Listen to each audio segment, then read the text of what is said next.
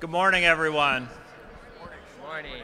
Thank you all for coming. What a great turnout we have here in the main Capitol Rotunda. And I want to thank everyone who's here today, and thank you for answering the call to support our ambulance services across the Commonwealth. We're joined here today by EMS personnel, hospital officials, and legislators from all across Pennsylvania. The reason we've come together today is that our EMS system really is in a state of crisis. No matter where you're from, urban, suburban, rural communities, your emergency services system is at risk, and that means lives are at risk as well. From childhood, we're taught that we call 911 in the event of an emergency. We assume someone will be there to help no matter what. But as ambulance companies and emergency services of all types struggle with a lack of human and financial resources, we can no longer take it for granted. The people of Pennsylvania are depending on us. If they have a medical emergency, quick response by a local ambulance service can mean the difference between life and death. In the rural area that I represent, most people live far from a hospital. We can't afford to lose the life-saving emergency services provided by our ambulance companies. But the threat of that happening is very real.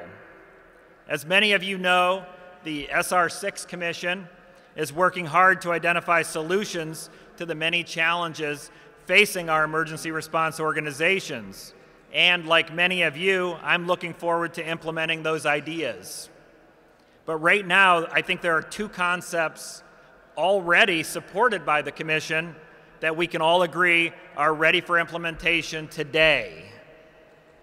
One of those is House Bill 699, of which I'm the prime sponsor.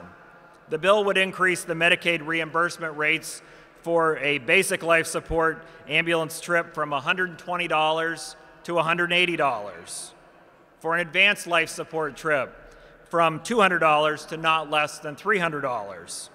The current rates have not been increased since 2004, and they are more than 200% below Medicare and commercial insurance reimbursements. Most importantly, they come nowhere near covering the actual cost. The other issue is to provide reimbursement to ambulance companies for treatment that they provide to a patient, even if transport doesn't take place. Chairman Barrar and Chairman White both have issues to address this issue, and I know Chairman Barrar will talk about those efforts in a few minutes. But first, I'd like to invite Dean Bollendorf, the president of the Ambulance Association of Pennsylvania, to the podium. Welcome.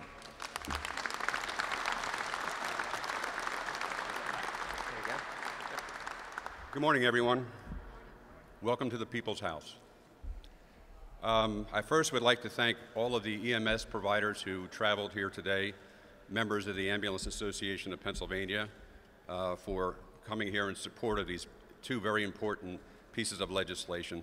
I really want to thank the wonderful lawmakers who are stepping up on our behalf, in particular Representative Kauser, Senator White, Representative Barrar, and Representative Sonato.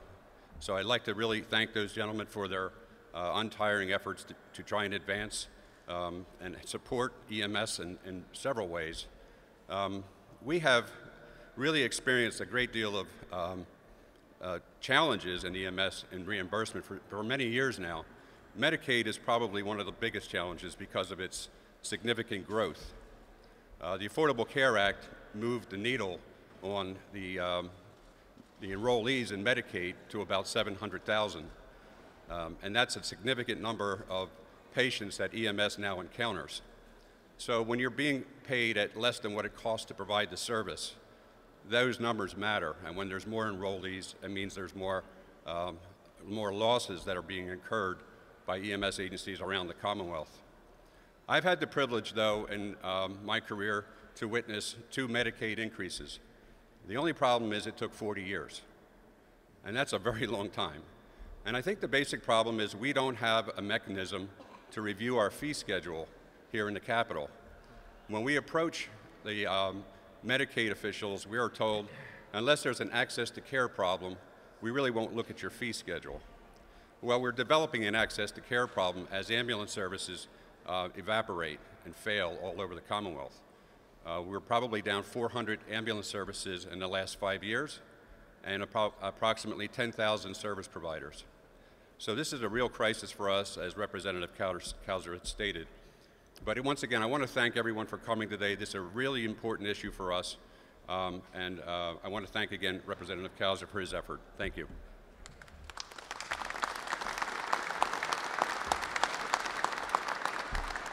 Thank you, Dean. We have with us here today Representative Steve Barrar. He's the chairman of the House, the majority chairman of the House Veterans Affairs and Emergency Preparedness. He's from the 160th Legislative District in Chester and Delaware counties, and he's the prime sponsor of House Bill 1013. Welcome, Chairman Barrar. Thank you. Thank you. The people of Pennsylvania are depending on us to find a solution to this problem, and so are the people, the hardworking emergency preparedness people behind us who run our ambulance companies around the state. Thank you, Representative Cowser. I applaud you on drafting this important legislation that would provide necessary and fair support for the Commonwealth ambulance companies. I have also drafted a bill that would help ambulance companies financially. It would require ambulance companies to be reimbursed when they provide medical treatment, even if the patient is not transported to a hospital, which is Pennsylvania law today. When someone is in diabetic shock or is overdosing, emergency responders provide valuable medical care on site. It often eliminates the need to a trip to the emergency room, which undeniably is a benefit for the patient. However, it results in the ambulance company going without any reimbursement. Let's be honest, let's remember that emergency room visits are the most expensive cost of health care. So this would eliminate that need to take a patient to the emergency room, thus saving the insurance companies, the health insurance companies, quite a bit of money. And we're hoping that now that we've tried to educate them to this, that they would embrace this legislation. If an ambulance companies continue to provide care without being paid, we will all face the consequences. That could mean ambulance companies consolidating or going out of business and would have to cover a greater geographical area, pushing and resulting in longer wait and response times. It also means that taxpayers will face a far greater responsibility. We must do everything we can to support our first responders. For the past 3 legislative sessions, or 6 to 7 years, okay, I have drafted a bill, and it has received unanimous support in the House of Representatives. Unfortunately, we're still waiting for the Senate to address this important legislation. For the sake of each Pennsylvania, it is our hope that they will do so soon. The crisis with our ambulance companies and the EMS community is real, and we need to start taking it that way. Thank you very much. Thank you, Chairman Barrar, for your leadership on all of these issues, really. We have EMS personnel here with us today from urban areas, rural areas, and suburban areas, and we've asked some of them to speak today. So our next speaker is from a rural area. His name is Bob Marnotti. He's the manager of the Ridgeway Ambulance Service in Elk County. Welcome, Bob. Thanks, Marty. This is a good day for us. All right. Let's hear it. This is a good day for us. Hello, my name is Bob Marnotti. I'm a manager of a very small ambulance service in Elk County. And I'm glad that through the task force and through these legislators, we're able to get reimbursed so that the smaller communities that we service do not go out of business, and we're able to provide 911 service. The 911 service question that was always asked at all the task force meeting, what would happen if you call 911 and nobody shows up? And that's what we're facing in a rural area. I'm also glad that this is June 6th. And it's nice and warm out. The task force met in January, went to Port Allegheny, and ended up going through snow and that to hammer out these issues. This just didn't happen overnight, and I would like to take the time to thank everybody, EMS workers, legislators, providers, and anybody that can help keep our ambulance service afloat. Thank you very much. All right. Thank you, Bob, and thank you for the life-saving service that you provide in Elk County, Pennsylvania. Senator Don White had planned to be here with us today. He has a companion bill in the Senate. It's Senate Bill 1003 to also deal with the treat no transport issue, but had a scheduling conflict and is not here with us today. So at this point, we will have Representative Chris Sonato, the Democratic chairman of the House Veterans Affairs and Emergency Preparedness Committee. He represents the 9th Legislative District in Lawrence County, and he's been a leader in the effort for both of these pieces of legislation. So welcome, Chris. Thank you, Representative Kaiser, and it is an honor to stand here with my fellow committee chairman, Representative Steve Barrar, and to support Representative Kaiser as we highlight the dire need for this legislation. Emergency medical services are a critical component of Pennsylvania's healthcare system and to the overall well-being of our residents. As we all know, first responders provide life-saving care, often running to danger instead of away from it. Unfortunately, Pennsylvania EMS community, like many across the nation, face numerous challenges, including loss of volunteers and increasing costs of apparatus and training. As someone recently noted in the SR6 Commission meeting, EMS is slowly dying on the vine. Many do not realize that EMS costs include the direct costs of each emergency response, as well as the readiness costs associated with maintaining the ability to respond quickly, 24 hours, 7 days a week, costs that are not adequately reimbursed by Medicare. In the insistence of paying only when the patient is transported, Medicare limits the flexibility of EMS in providing the most appropriate care for each patient. In fact, EMS has only received 2 increases in medical reimbursement in 40 years, while expenses have more than doubled in the last 14 years alone. This is why, as legislators, we need to do more and to preserve and strengthen our EMS and ensure that our emergency responders are equipped with the necessary tools to do their job. We must be resolute in our efforts to provide support, including those initiatives we are here to discuss today. We cannot afford to do otherwise. Thank you for inviting me today. Thank you, Chairman Sonato, for your leadership and all that you've done to support our EMS professionals. Our next speaker is Mr. Bill Haggerty, the President and Executive Director of Emergy Care Incorporated from Erie.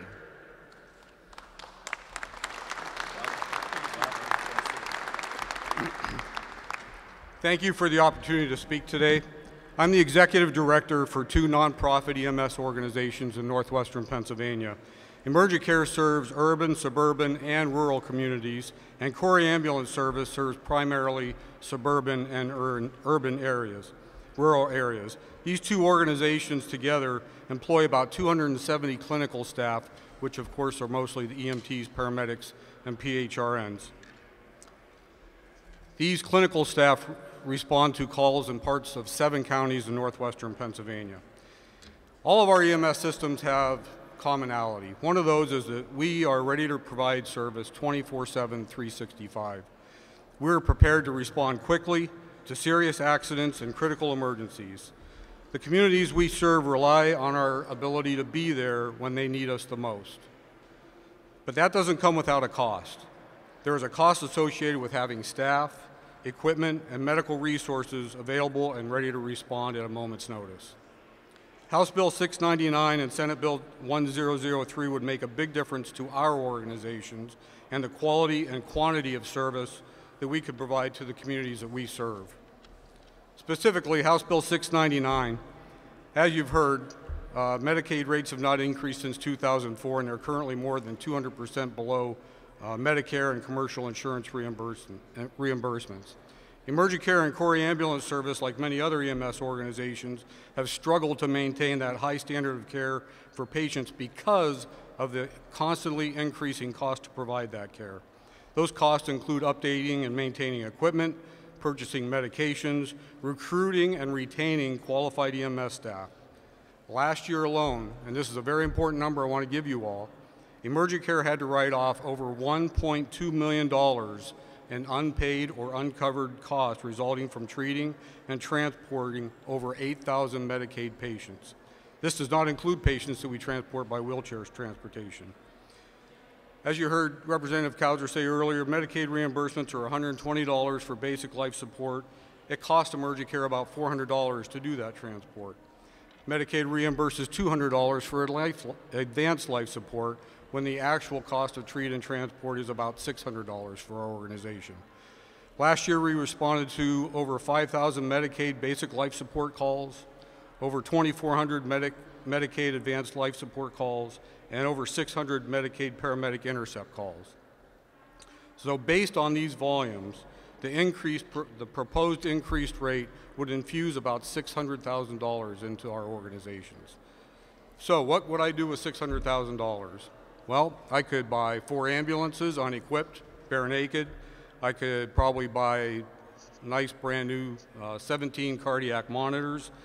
Ultimately, what I would like to do is I'd like to give my staff a $2 an hour raise, because these people are working for less than what you can make at fast food companies.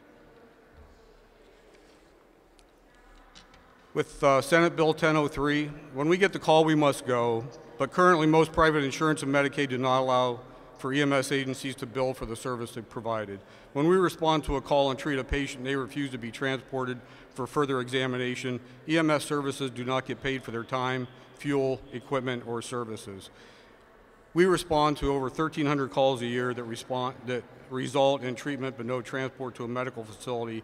And again, that would be an added revenue cost of about $200,000. Thank you, Representative Cowser, and to all my brothers and sisters in EMS. Thank you. Thank you, Bill, and thank you for the life-saving service that you provide all across northwestern Pennsylvania.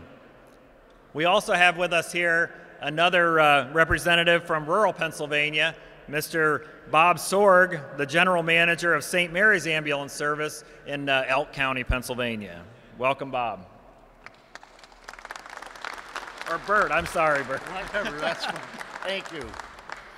First off, I want to thank Representative Cowser for his unwavering support of EMS in the Commonwealth. Without him, we would be in a much worse place, and I want to thank you again, Marty. Our ambulance service provides EMS in a very rural part of Pennsylvania. In fact, we provide paramedic service mutual aid to part of Representative Cowser's district. Providing EMS in a rural area is difficult at best.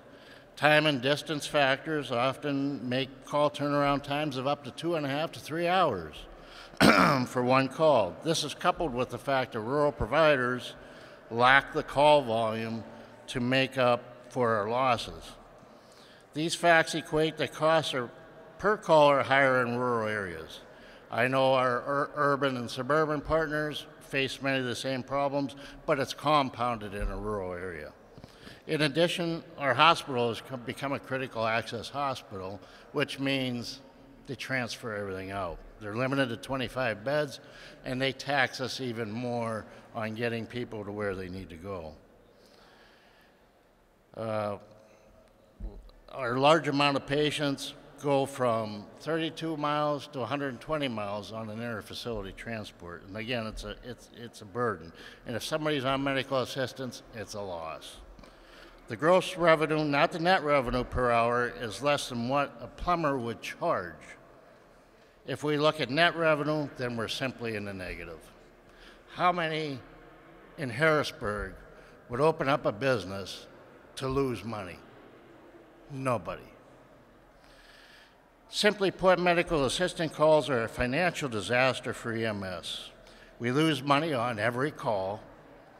Where does our lawmakers expect us to keep coming up with the revenue to provide these services? We're mandated to do it. We're happy to do it.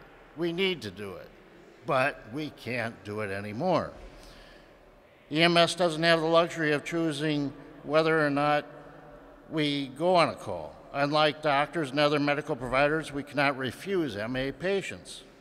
We do not say to a patient that is on medical assistance, so this patient's on MA, we're not going to intubate, we're not going to defibrillate, we're not going to medicate, simply to save money. Why? Why don't we do that? Because that would be unethical and inhumane to anybody. So therefore, why is it not unethical for the legislature to reimburse us at levels less than what we need to provide humane and ethical care to everybody?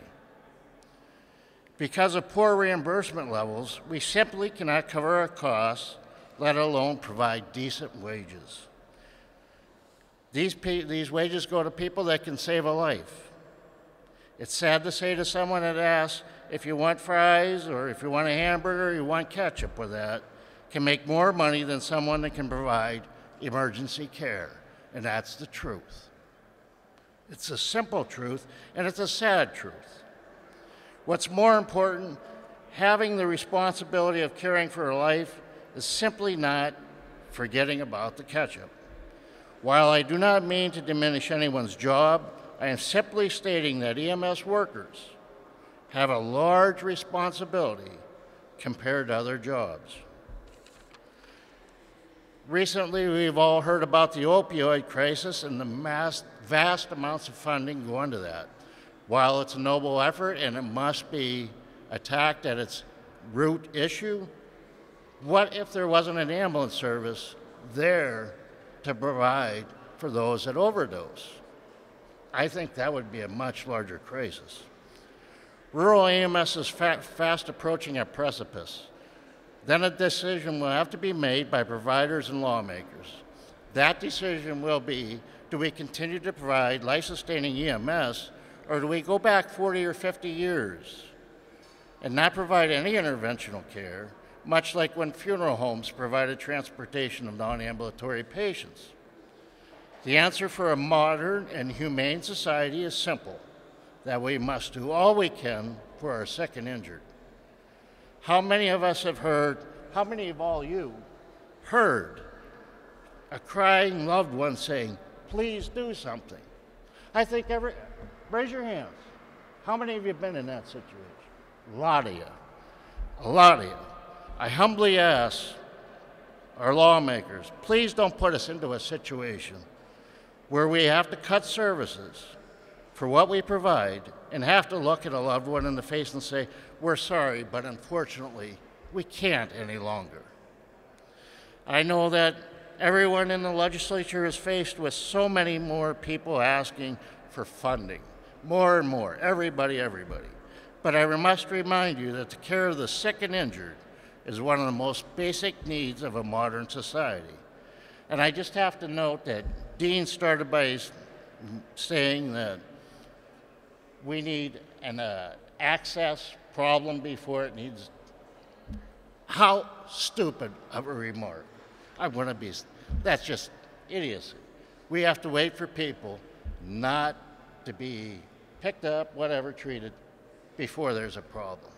Is that modern thinking? No. Anyways, I want to thank Representative Kauser again, and I appreciate everybody's support. Thank you. Thank you, Bert. Thank you for the life-saving service that you provide in north central, northwestern Pennsylvania. Folks, our EMS personnel are lifesavers. Every single day, they're out there saving lives, and they're struggling. And I can tell you, in rural Pennsylvania, depending on the resources that are available, there are times you could have a serious medical emergency and not get an ambulance within a half an hour. Not within a half an hour, or maybe longer. And I don't think the general public realizes the crisis situation that we're in. And it's time that we stepped up to the plate. It's time that we send a message all through this building that these ambulance companies deserve our support. You heard what Bert said. You know, these are lifesavers, but in some cases they're actually being compensated less than people who work in fast food restaurants. And that's no criticism of people who work in fast food restaurants, but these folks are saving lives. I've had the opportunity to work as an EMT, as a police officer, and even as a 911 dispatcher before coming to the legislature. I've been on the end of those calls where people are calling for help and an ambulance is not arriving, so they call back a second time and they say, when is it coming? And you say, I'm sorry, I'm working as hard as I can to get someone there. And then they call back a third time and they say, where's the ambulance? It's been 20 minutes. When are they coming? I'm sorry, I'm trying as hard as I can to find an ambulance to come and help you. And the situation is getting worse. It's getting worse, it's not getting better. So it's time for us to come together. This is not a partisan issue. It's time for us to come together and support these EMS professionals that provide this life-saving service. So I want to thank everyone who is here today. Thank all of the EMS professionals. Thank all of the legislators. We have a very strong coalition supporting our ambulance services. And let's meet with legislators and others throughout this building and send a message to support our EMS services. Thank you all for coming.